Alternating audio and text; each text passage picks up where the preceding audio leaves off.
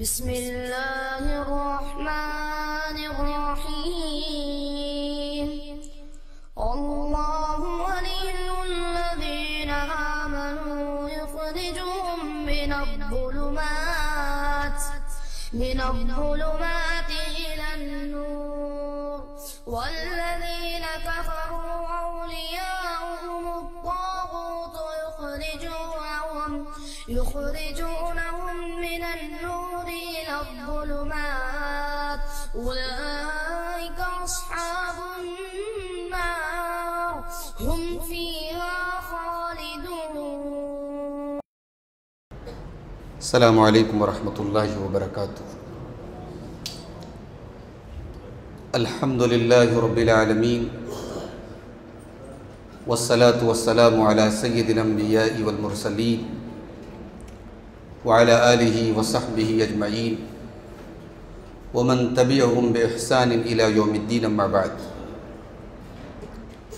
محترم حضرات، قرآن کریم کے 14ویں پارے کی کچھ منتخب آیات کی تفسیر آپ کی خدمت میں پیش کی جا رہی ہے. 14ویں پارے کی شروعات ہوتی ہے سورۃ الحجر سے. پارے کی پہلی آیت ہے ربما یود الذین کفروا لو کانوا مسلمین. ایک دن ایسا آئے گا کہ کافر لوگ یہ تمنا کریں گے کہ کاش ہم مسلمان ہوتے. جب قیامت کا دن آئے گا، حساب و کتاب ہوگا، اہل ایمان کے لیے جنت کا فیصلہ ہوگا اور کافر اور مشرک کے لیے جہنم کا فیصلہ ہوگا، تو اس دن کافر پچھتائیں گے اور کہیں گے لو کانوا مسلمین، کاش کہ ہم مسلمان ہوتے. ذرہم یاکلوا ویتمتعوا ویلہہم الامل فسوف یعلمون. اے نبی، آپ ان کو چھوڑ دیجئے، ان کو کھانے پینے دیجئے، ان کو مزے لینے دیجئے، ان کو لمبی لمبی امیدیں اور لمبی لمبی آرزویں قائم کرنے دیجئے. ان قریب ان کو اپنا انجام پتہ چل جائے. انسان آج آخرت سے غافل کیوں ہے؟ اللہ سے غافل کیوں ہے انسان؟ اس کے پیچھے 3 بڑے بڑے ریزنز ہیں. انسان نے زندگی کا ٹارگٹ بنا کے رکھا ہے 3 چیزوں. پہلا یہ ہے کہ کھاؤ پیو، دوسرا یہ ہے کہ انجوائے کرو، اور تیسرا یہ ہے کہ لمبے لمبے پلان بناؤ. کل کی خبر نہیں ہے، انسان 20 سال آگے کی پلاننگ کر رہا ہے.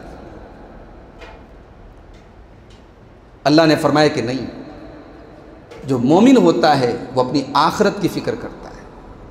مومن کی زندگی کا مقصد اتنا حقیر نہیں ہے، اتنا ہلکا نہیں ہے بس کھاؤ پیو انجوائے کرو.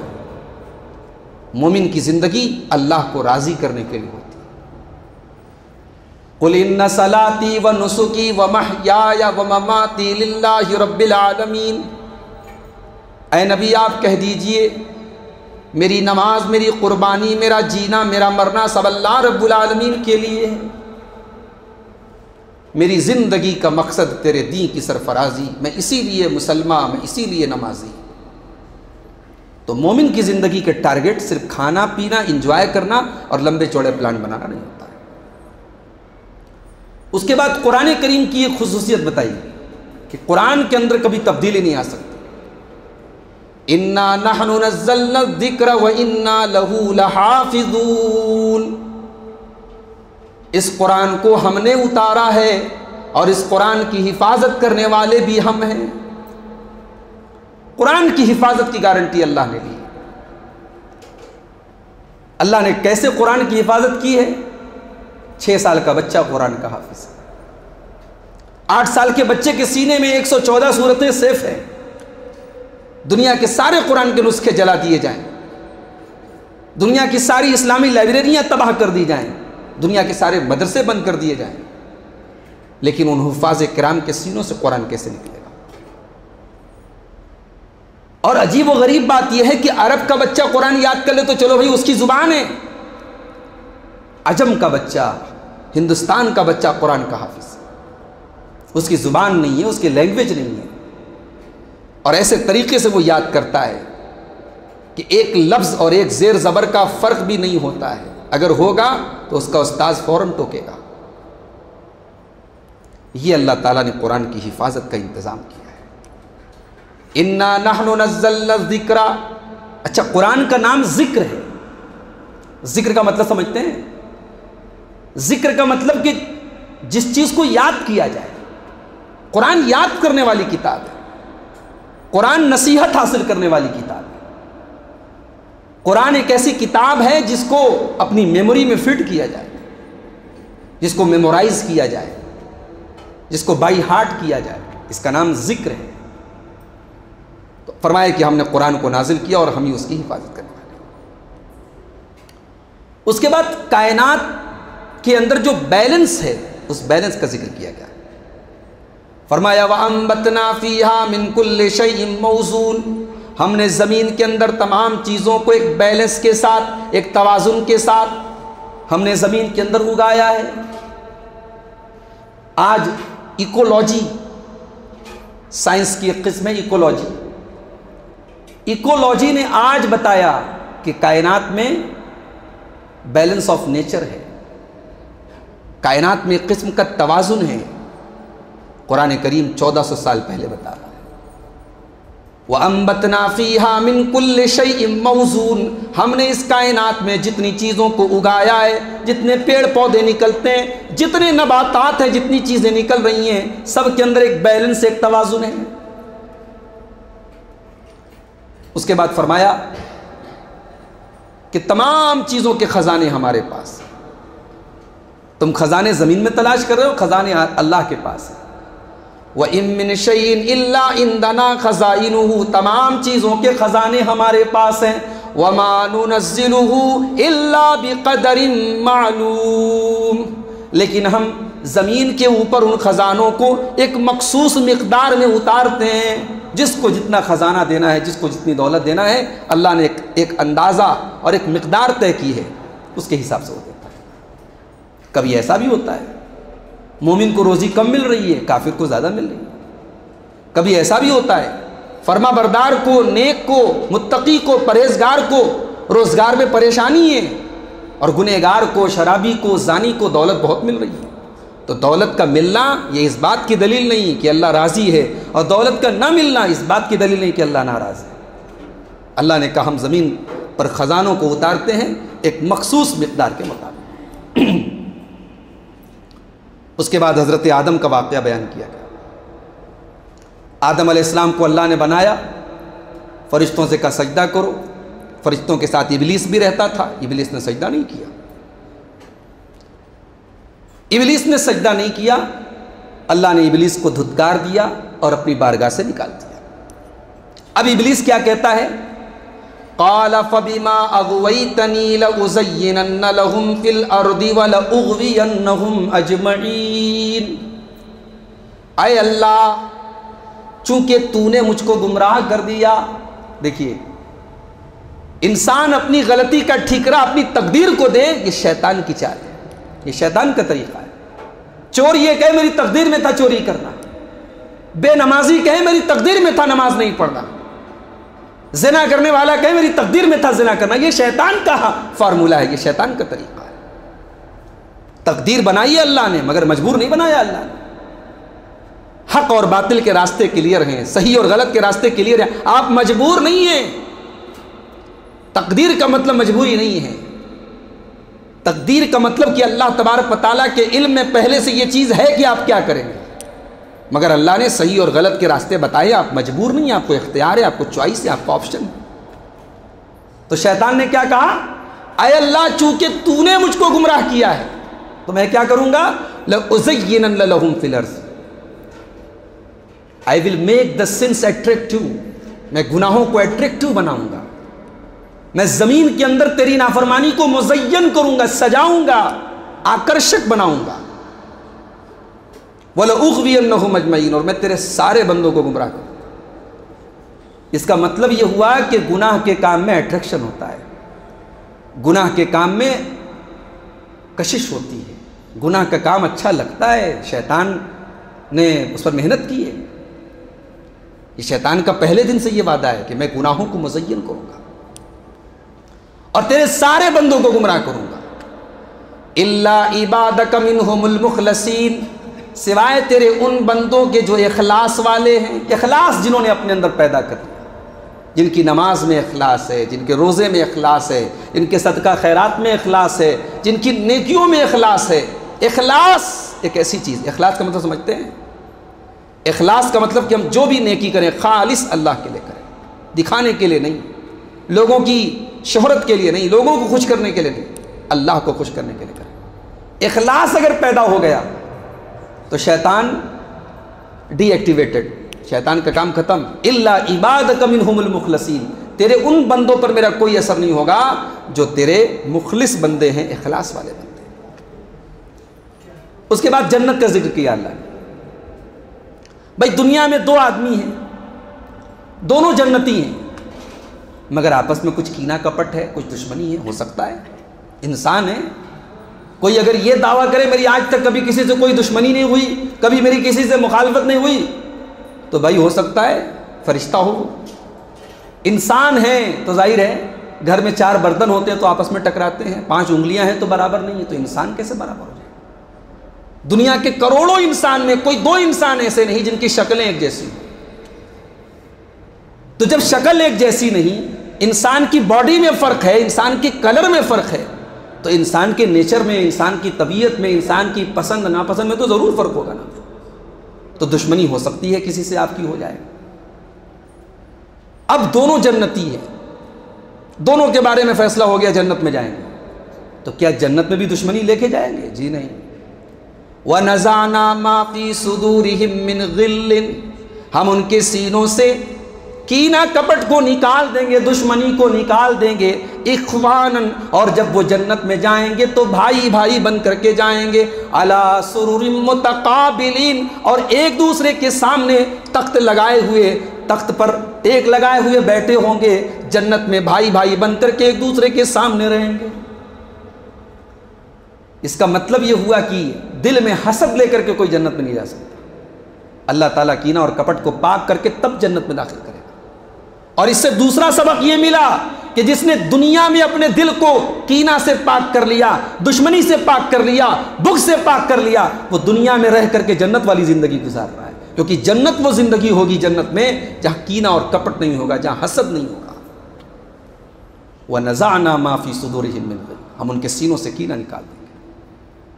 اچھا، دنیا میں انسان کو جتنی بھی خوشی دے دی جائے، جتنا بھی انجوائے کرے، انجوائے کرتے کرتے کرتے ایک ٹائم ایسا آتا ہے انسان بور ہو جاتا ہے، انسان تھک جاتا ہے. بھائی بچے ہیں، چھوٹے بچے ہیں، بچوں کو پڑھائی پسند نہیں ہے، کھیل بہت پسند ہے. لیکن بچہ کتنا کھیلے گا؟ کھیلتے کھیلتے کھیلتے کھیلتے ایک ٹائم ایسا تھا تھک جاتا ہے، سو جاتا ہے. انسان خوشی میں بھی ایک لمٹ ہے، خوشی ایک انجوائمنٹ کی، ایک خوشی کی اور لذت کی بھی ایک لمٹ ہے. ایک ایسا ٹائم آتا ہے کہ انسان تھک جاتا ہے. جنت میں کوئی تھکے گا نہیں. اور دنیا میں انسان کو سب سے زیادہ اس بات کا ڈر رہتا ہے کہ یہ نعمتیں مجھ سے چھین نہ جائیں، میں اپنے گھر سے نکل نہ جاؤں. اور گھر سے نکلنے کی کیا تکلیف ہوتی ہے اس کرایہ دار سے پوچھو، جس کے سر پر مہینے کی 1 تاریخ کو مکان مالک آ کر کے کھڑا ہو جاتا ہے کہ کرایہ دے ورنہ گھر سے نکل. اس کو جو ڈر ستاتا رہتا ہے نا، کہیں میں بے گھر نہ ہو جاؤں. جنت میں ایسا کوئی خوف نہیں ہوگا.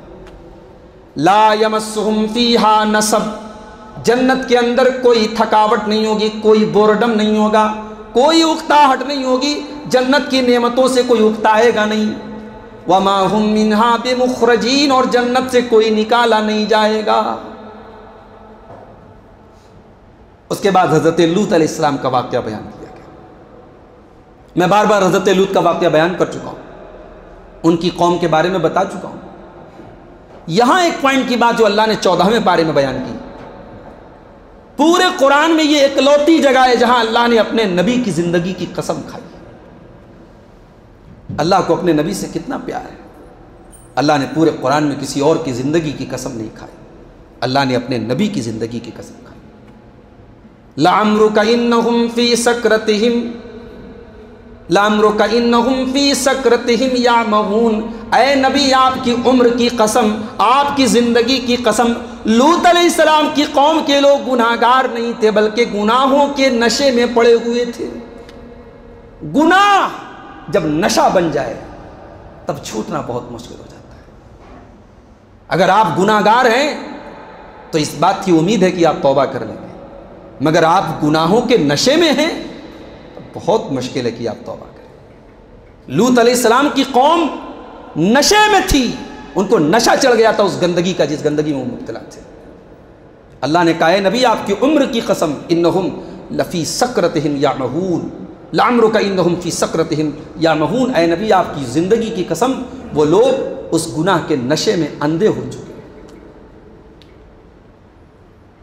اس کے بعد ایک بڑی پیاری بات اللہ نے کہی، فرمایا ان الساعۃ لآتیۃ، اے نبی قیامت آنے والی ہے، فاصفح الصفح الجمیل، تو اے نبی آپ درگزر کر دیا کرے، معاف کر دیا کرے۔ کوئی آپ کو برا بھلا کہے، کوئی آپ پر کیچڑ اچھالے، کوئی آپ پر لان تان کرے تو آپ معاف کر دیا کرے۔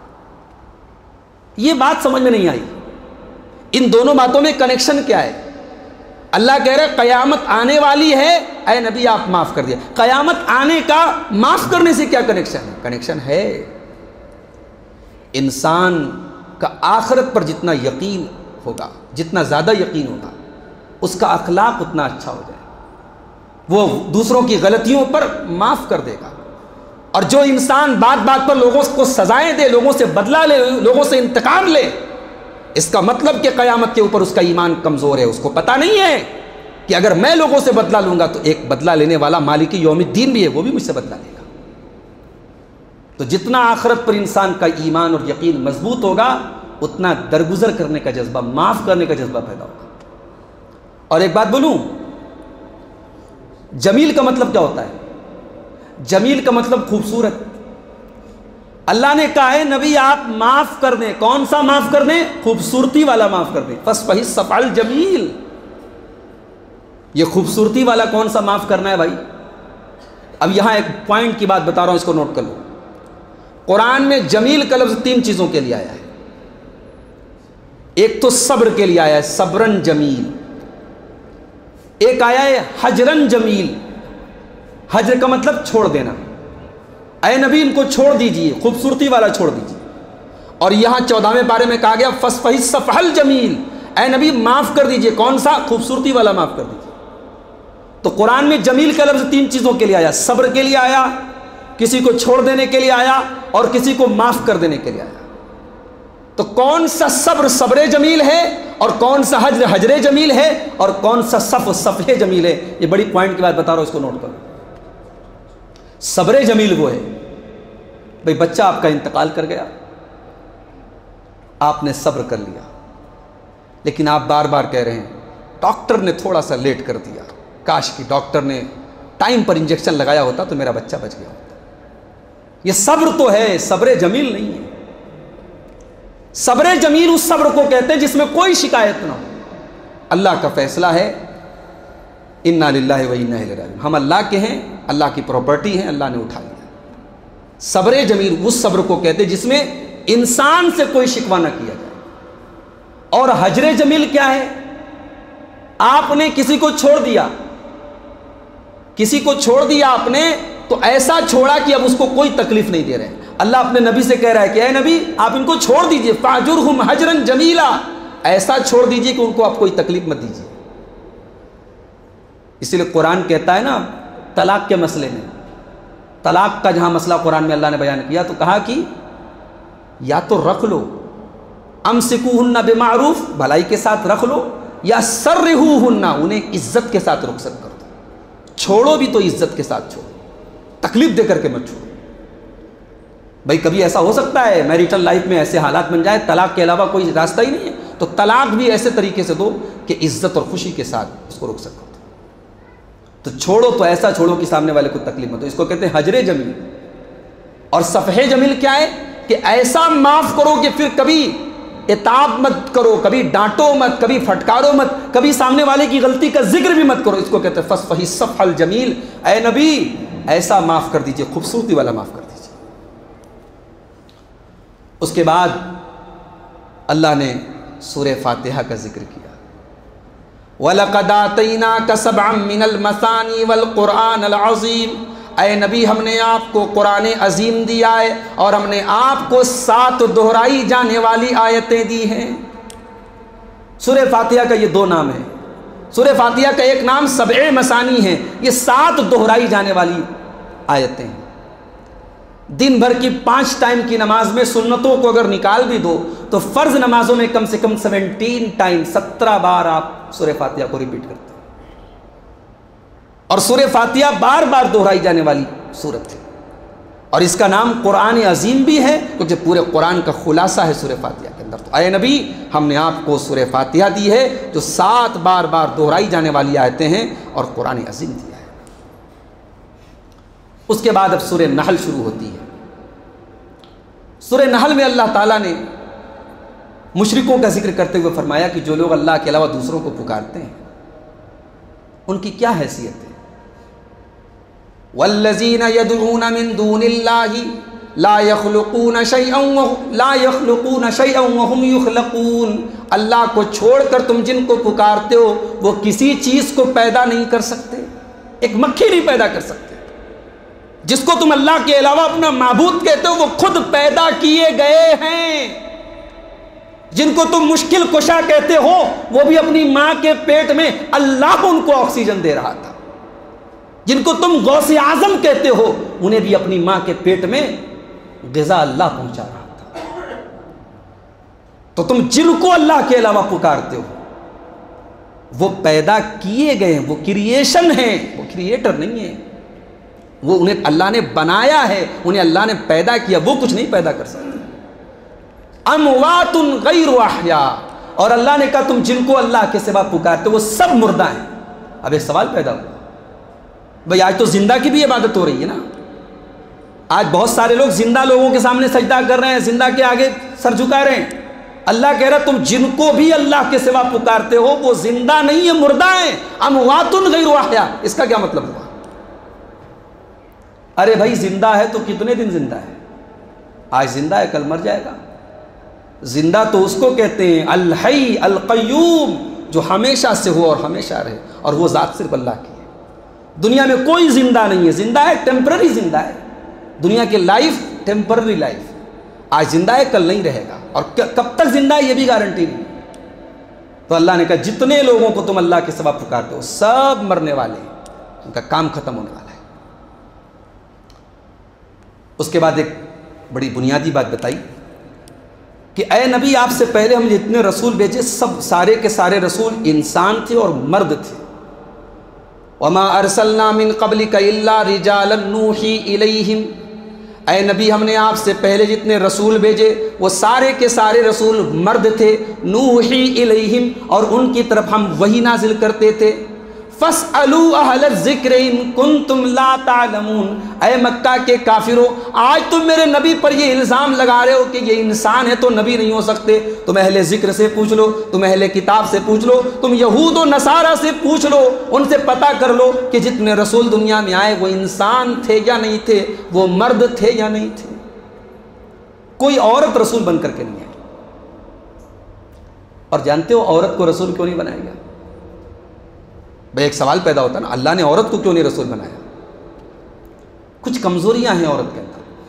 کل یوسف علیہ السلام کا واقعہ ہم لوگ پڑھ رہے تھے نا، عزیز مصر کی جو بیوی تھی اور اس کی جو سہیلیاں تھیں انہوں نے حضرت یوسف کو دیکھا تو اپنے ہاتھ کاٹ ڈالے، لیکن جب مصر کے بادشاہ نے یوسف علیہ السلام کو دیکھا اور یوسف علیہ السلام کی بے گناہی اس کے سامنے ثابت ہو گئی، اور پھر اس نے یوسف علیہ السلام سے گفتگو کی، بات چیت کیا، کنورسیشن کیا، تو اس نے کہا اِنَّكَ الْيَوْمَ لَدَيْنَا مَكِينٌ أَمِينٌ، اے یوسف آج کے بعد آپ ہمارے دربار میں ایک اونچی پوسٹ پر رہیں گے، آپ ہمارے خاص آدمی رہیں گے اور آپ کو ہم بڑی ذمہ داری دیں گے۔ یہ فرق ہے مرد اور عورت کے درمیان۔ عورت ظاہر سے دھوکہ کھا جاتی ہے، عورت کی ساری توجہ سامنے والے کے ظاہر پر ہوتی ہے، لیکن مرد بھی کبھی کبھی دھوکہ کھاتا ہے، لیکن مرد کے اندر بہرحال اتنی سینس ہوتی ہے کہ وہ ظاہر کے ساتھ ساتھ انسان کی گفتگو اور انسان کے نیچر اور انسان کے علم اور فضل کو دیکھتا ہے۔ مصر کی عورتوں نے یوسف علیہ السلام کی خوبصورتی کو دیکھا لیکن بادشاہ مصر نے حضرت یوسف کے ٹیلنٹ کو دیکھا، اس لیے اللہ تبارک و تعالیٰ نے عورت کے اوپر مرد کو قوام بنایا ہے۔ تو اللہ نے کہا نبی ہم نے آپ سے پہلے جتنے رسول بھیجے سارے کے سارے رسول مرد تھے اور ہم ان کی طرف وحی نازل کرتے تھے۔ فاسألوا اہل الذکر ان کنتم لا تعلمون۔ یہاں ایک نقطہ اور ملا، علماء سے پوچھ لو اگر نہیں پتا ہے۔ بھئی بیمار ہے آدمی تو ڈاکٹر کے پاس جاتا ہے، خود سے میڈیکل سے دوا لا کر کھائے گا تو ری ایکشن کر دے گا۔ تو اگر شریعت کا مسئلہ آ جائے اور آپ کو انفارمیشن نہ ہو تو آپ پوچھ لو، فاسألوا اہل الذکر ان کنتم لا تعلمون۔ خود مفتی مت بنو، خود فقیہ مت بنو۔ علماء کس لیے ہیں؟ علماء اسی لیے کہ ان سے پوچھا جائے۔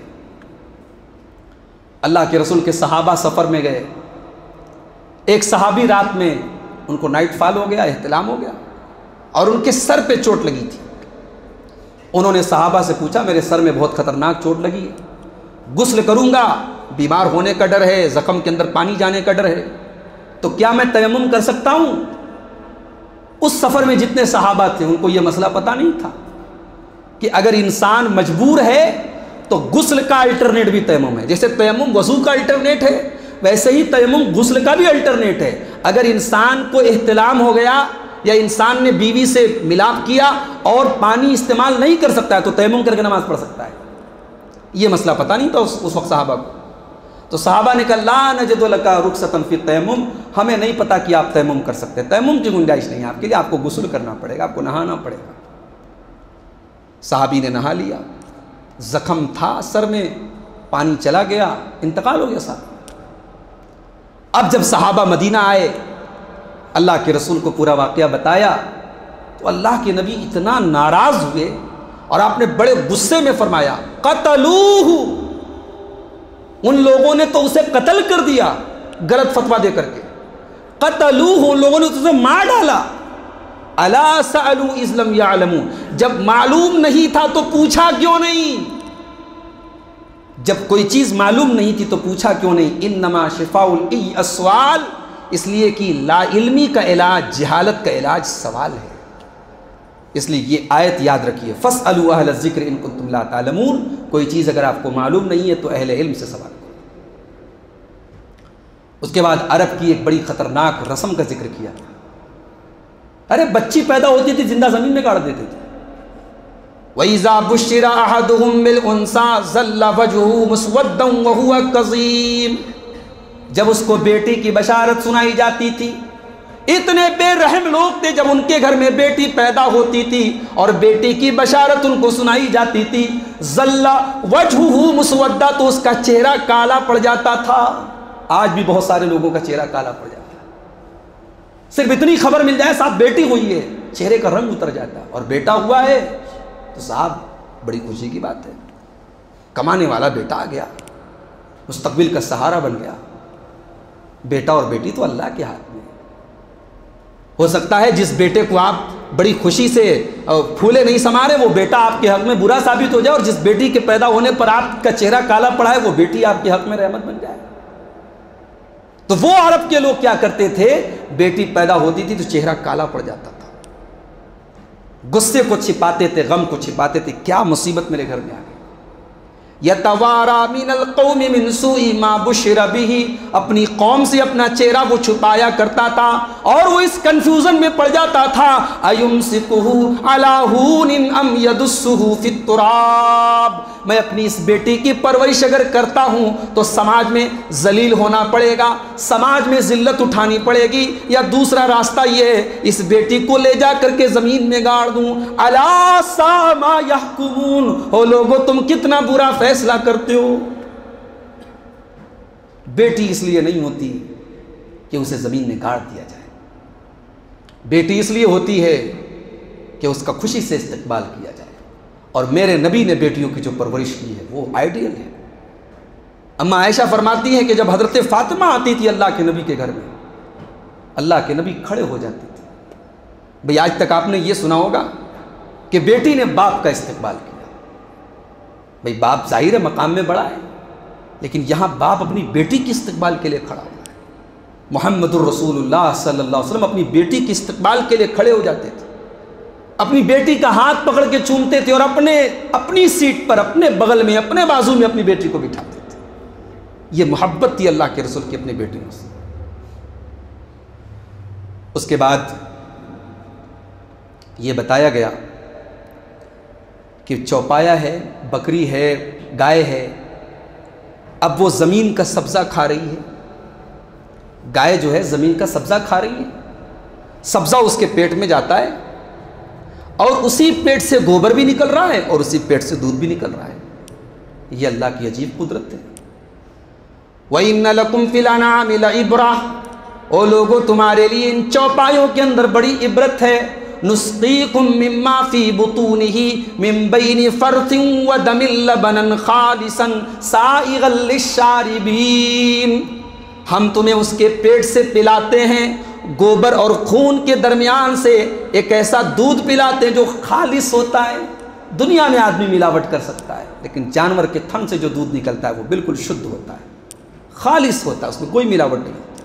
سائغا للشاربین، اور دودھ ایک ایسی غذا ہے جو آسانی سے ہضم ہو جاتی ہے، پینے والوں کے لیے بڑی لذت والی چیز۔ اللہ کی عجیب و غریب قدرت ہے کہ جانور کے پیٹ میں جا رہا ہے چارہ، جانور کے پیٹ میں جا رہا ہے سبزہ، اور اسی پیٹ سے گوبر اور خون کے درمیان سے اتنا صاف و شفاف اور اتنا قیمتی لکوڈ جس کو ہم دودھ کہتے ہیں وہ نکل رہا ہے۔ یہ اللہ کی عجیب و غریب قدرت ہے۔ اس کے بعد شہد کی مکھی کا ذکر کیا گیا، جس کے نام پر اس سورت کا نام سورہ نحل پڑا۔ وَأَوْحَى رَبُّكَ إِلَى النَّحْلِ أَنِ اتَّخِذِي مِنَ الْجِبَالِ بُيُوتًا، تمہارے رب نے شہد کی مکھیوں کو ان کے دل میں یہ بات ڈالی کہ اے شہد کی مکھی تو پہاڑوں کے اوپر اپنا گھر بنا۔ شہد کی مکھی ہمیشہ اونچائی پر اپنا گھر بناتی ہے۔ ان اتخذی من الجبال بیوتا ومن الشجر ومما یعرشون، تو درختوں کے اوپر اپنا گھر بنا اور تو ٹٹیوں کے اوپر، چھتوں کے اوپر اپنا گھر بنا۔ زمین کی گندگی اور زمین کے ڈسٹ سے دور اونچائی پر وہ بناتی ہے اپنا چھتا، ہمیشہ شہد کی مکھی چھتا بناتی ہے، اور چھتا بھی اس کا عجیب و غریب ہوتا ہے، اس کے پیچھے بھی ایک سائنس ہے۔ شہد کی مکھی کے جیسا گھر دنیا میں کوئی نہیں بناتا جیسا وہ گھر بناتی ہے، جتنی سیفٹی کا وہ لحاظ رکھتی ہے۔ یہ اللہ نے عجیب و غریب اس چھوٹے سے حقیر سے جانور کے دل میں اللہ نے یہ بات ڈالی۔ بڑے بڑے انجینئر فیل ہیں اس انجینئرنگ کے آگے جو وہ شہد کی مکھی اپنا چھتا بنانے میں جو دماغ لگاتی ہے۔ اللہ نے کہا یہ دماغ ہم نے اس کو دیا۔ وَأَوْحَى رَبُّكَ إِلَى النَّحْلِ، تیرے رب نے شہد کی مکھی کو وحی کی، وحی کا مطلب اس کے دل میں یہ بات ڈالی۔ تو پہلے گھر بناتی ہے، اب اس کے بعد شہد کیسے بناتی ہے؟ ثُمَّ كُلِي مِن كُلِّ الثَّمَرَاتِ، پھر اللہ شہد کی مکھی سے کہتا ہے تو تمام قسم کے پھلوں کو، تو تمام قسم کے پھولوں کو تو کھا، طرح طرح کے پھولوں اور پھلوں کے اوپر وہ جاتی ہے، اس کو کھاتی ہے۔ فَاسْلُكِي سُبُلَ رَبِّكَ ذُلُلًا، پھر تو اپنے رب کے راستوں پر چلتی چلی جا آسانی کے ساتھ۔ لاکھوں کلومیٹر کا سفر طے کرنے کے بعد بھی اسی سیم روٹ سے شہد کی مکھی اپنے گھر واپس آ جاتی ہے۔ اللہ تبارک بتائے کون سا نیویگیشن، کون سا گوگل میپ ہے جو اللہ تعالیٰ نے اس شہد کی مکھی کے دل میں ڈالا ہے۔ اپنا گھر کبھی نہیں بولتی ہے، جتنی دور بھی نکل جائے سیم روٹ سے واپس آ جاتی ہے۔ اللہ نے کہا تو اپنے رب کے راستوں پر آسانی سے چلتی چلی جا۔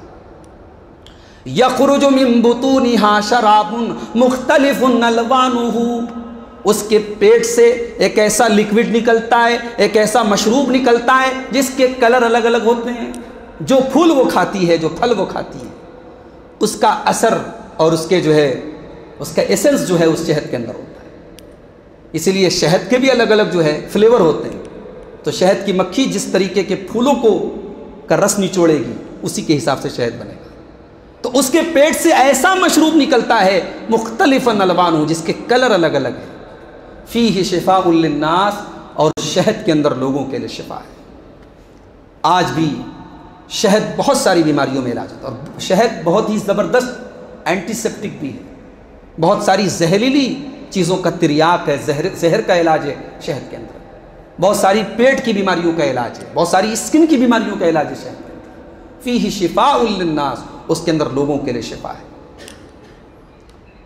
اس کے بعد سورہ ہجر کی آیت نمبر 90 کے اندر اللہ تعالیٰ نے 3 باتوں کا حکم دیا اور 3 باتوں سے روکا۔ اور یہ قرآن کی وہ آیت ہے جس کے بارے میں عبداللہ بن مسعود کہتے ہیں کہ قرآن کی سب سے جامع آیت ہے۔ اس ایک آیت کو اللہ نے اتارا ہوتا تو پورا قرآن اگر اللہ نے نہ بھی اتارا ہوتا تو تمام برائیاں اس کے اندر آ گئی، تمام اچھائیاں اس کے اندر آ گئی ایک آیت کے اندر۔ کون سی آیت ہے وہ؟ سورہ ہجر کی آیت نمبر 90۔ ان اللہ یامر بالعدل والاحسان وایتاء ذی القربى وینہی عن الفحشاء والمنکر والبغی یعظکم لعلکم تذکرون۔ اللہ تعالیٰ 3 باتوں کا حکم دیتا ہے اور 3 باتوں سے روکتا ہے۔ کون سی 3 باتوں کا حکم دیتا ہے؟ نمبر 1 عدل۔ عدل کیا ہے؟ عدل کو ہم اردو میں کہتے ہیں انصاف، مگر انصاف یہ ایگزیکٹ ٹرانسلیشن نہیں ہے عدل کا۔ انصاف کا مطلب کیا ہے بھائی؟ انصاف کا مطلب یہ کہ ایک روٹی ہے، آدھی میں نے آپ کو دے دی، آدھی دوسرے کو دے دی، آدھی آدھی بانٹ دی، یہ انصاف ہے۔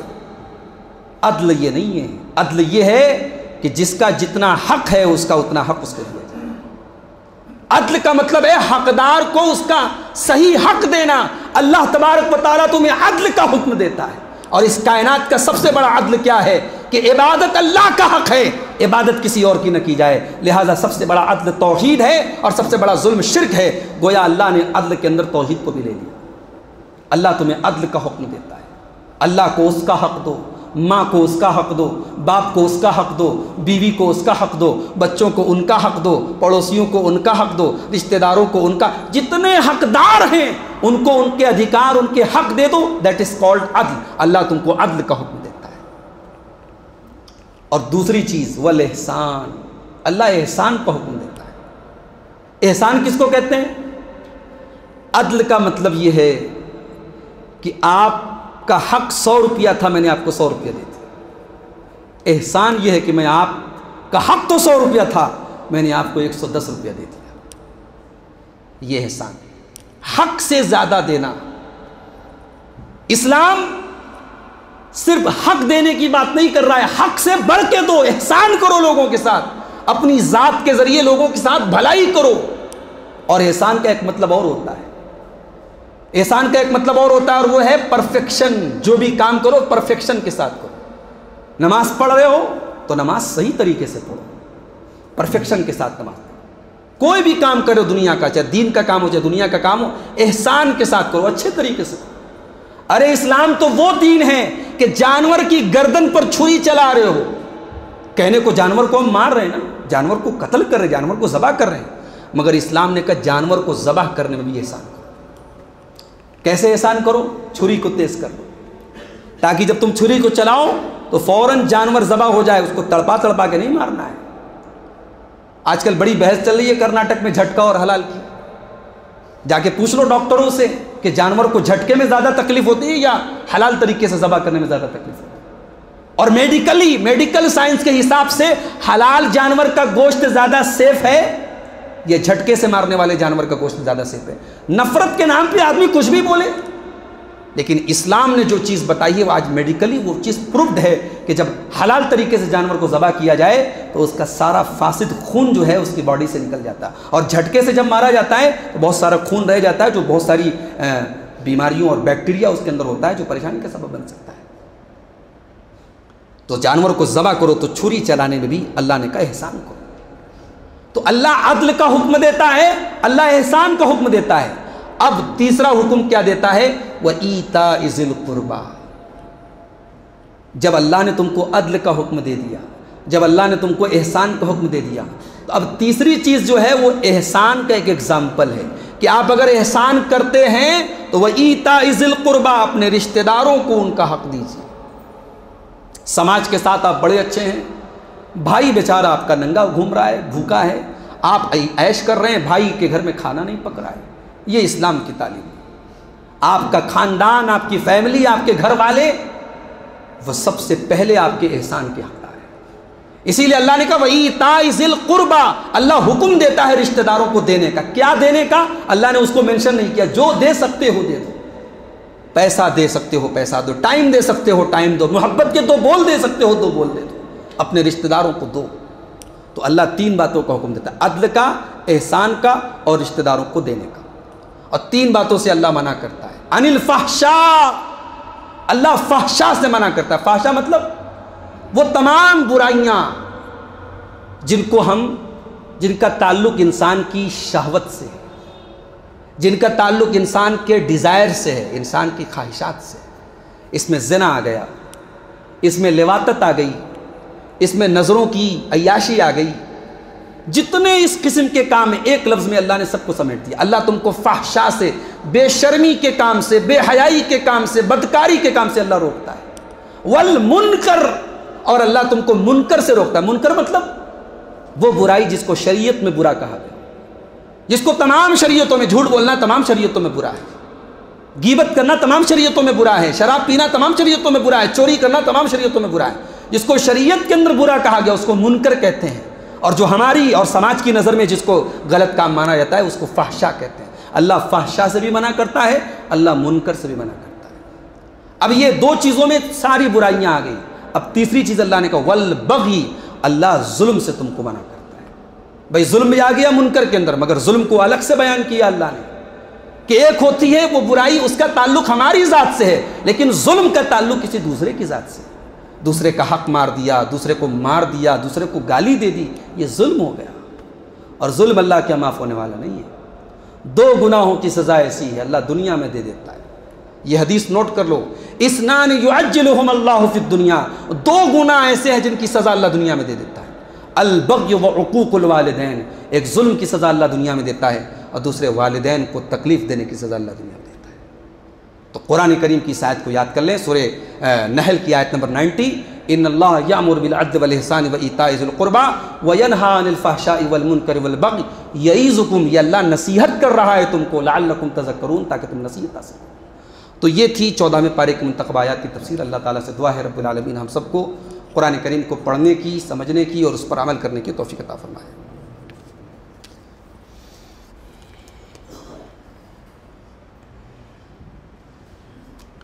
کیا فرشتے اللہ کے حکم سے انسان کی مدد کرتے ہیں؟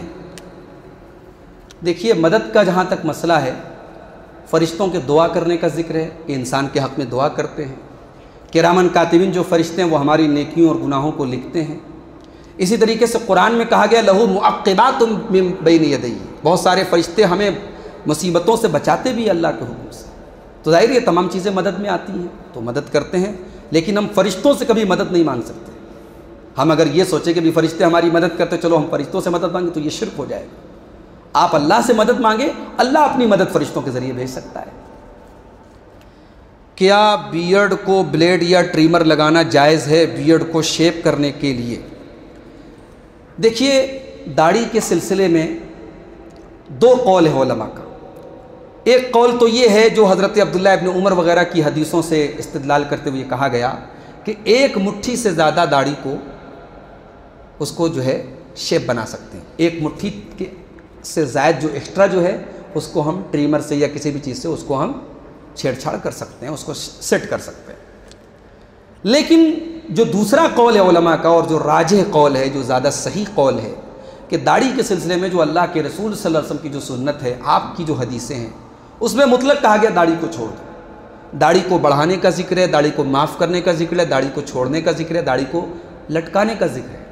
تو ان تمام حدیثوں کی روشنی میں صحیح بات یہ ہے کہ داڑھی کو مطلق چھوڑ دیا جائے اس کے حال میں، اس کو شیپ کرنا اور اس کو جو ہے ٹریمر لگانا یہ مناسب نہیں ہے۔ کیا روزے کی حالت میں برش کر سکتے ہیں یا نہیں؟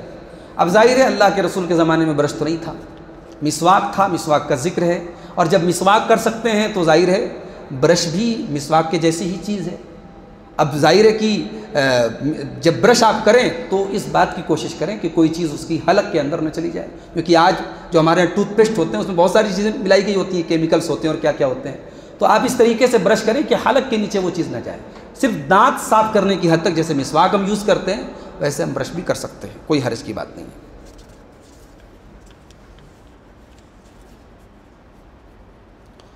دعا کے بعد چہرے پر ہاتھ پھیرنا کیسا ہے؟ دعا کے بعد چہرے پر ہاتھ پھیرنے کے سلسلے میں بہت ساری حدیثیں آئی ہیں، اور ان تمام حدیثوں کا مطالعہ کرنے کے بعد شیخ بکر بن عبداللہ سعودی عرب کے ایک عالم دین ہیں، ان کا ایک رسالہ ہے عربی میں نے اس کو پڑھا، تو انہوں نے ان تمام حدیثوں کو کلیکٹ کرنے کے بعد کہا کہ یہ حسن درجے تک پہنچتی ہیں، یعنی ایکسیپٹیبل ہیں، تو لہٰذا دعا کے بعد چہرے پر ہاتھ پھیرا جا سکتا ہے. کمپلسری نہیں ہے, ضروری نہیں ہے, کوئی نہیں پھیرتا ہے تو کوئی مسئلہ نہیں ہے, لیکن پھیرا جا سکتا ہے. ٹھیک ہے. دعائے قنوت میں البتہ یہ بات یاد رکھی جائے کہ دعائے قنوت میں آپ نہیں پھیریں گے, کیونکہ دعائے قنوت نماز کے اندر پڑھی جاتی ہے, اور نماز کے اندر ہم الگ سے کوئی کام نہیں کریں گے جب تک اس کا پروف نہ ہو. ٹھیک ہے. قربانی کے گائے اگر گوشالہ یا پولیس والے لے کے گئے تو کیا قربانی قبول ہوتی ہے؟ دیکھیں, سب سے پہلی بات تو میں یہ کہوں گا کہ اللہ نے قرآن میں کہا وَلَا تُلْقُوا بِأَيْدِيكُمْ إِلَى التَّهْلُكَةِ, اپنے آپ کو ہلاکت میں مت ڈالو. جس چیز کی شریعت میں اجازت ہے, کمپلسری نہیں ہے, اور اس چیز کو لے کر کے آپ کے یہاں قانونی طور پر کچھ مسئلے ہیں, تو آپ اس کو اوائڈ کیجیے, اس کو اوائڈ کیجیے. بلا وجہ آپ اپنے لیے اور اپنی قوم کے لیے مصیبت مت کھڑی کیجیے, اپنے آپ کو ہلاکت میں مت ڈالیے. اس کے بعد بھی اگر آپ نے مان لیجیے وہ کام کیا, اور جیسا کہ سوال میں پوچھا گیا ہے پولیس لے کے چلی گئی, تو ظاہر ہے اللہ تعالیٰ نیتوں کو جانتا ہے, نیتوں کے اعتبار سے اللہ تعالیٰ اجر دیتا ہے. قربانی کے اندر بھی نیت دیکھی جاتی ہے. ایک انسان رات میں تہجد پڑھنے کے ارادے سے سویا, پکا ارادہ کر کے سویا کہ میں اٹھوں گا تہجد پڑھوں گا, نہیں اٹھ پایا, وہ اس کی نیت نہیں کھل پائی, تو اس کو تہجد کا ثواب بہرحال ملتا ہے اگر وہ پکا ارادہ کر کے سویا ہے. اب یہ الگ بات ہے کہ جو اٹھ کر کے جس نے تہجد پڑھی ہے اس کے برابر ثواب نہ ملے, لیکن بہرحال اس کی نیت کے اکارڈنگ اس کو ثواب ملے گا. تو نیت کا اللہ تعالیٰ کے یہاں بہرحال بہت بڑا رول ہے. تو اب ہم یہ تو نہیں کہہ سکتے ایگزیکٹ کہ اس کی قربانی قبول ہوگی, لیکن اس کی نیت کے مطابق انشاءاللہ اس کو ثواب ملے گا. لیکن جیسا کہ میں نے کہا کہ حالات اور سچویشن کے مطابق کوئی ایسا کام نہ کیا جائے جس سے انسان ہلاکت میں پڑ جائے. ٹھیک ہے. اللہ تعالیٰ ہم سب کو نیک عمل اور اچھی سمجھ کی توفیق عطا فرمائے. آمین. والسلام علیکم ورحمۃ اللہ وبرکاتہ.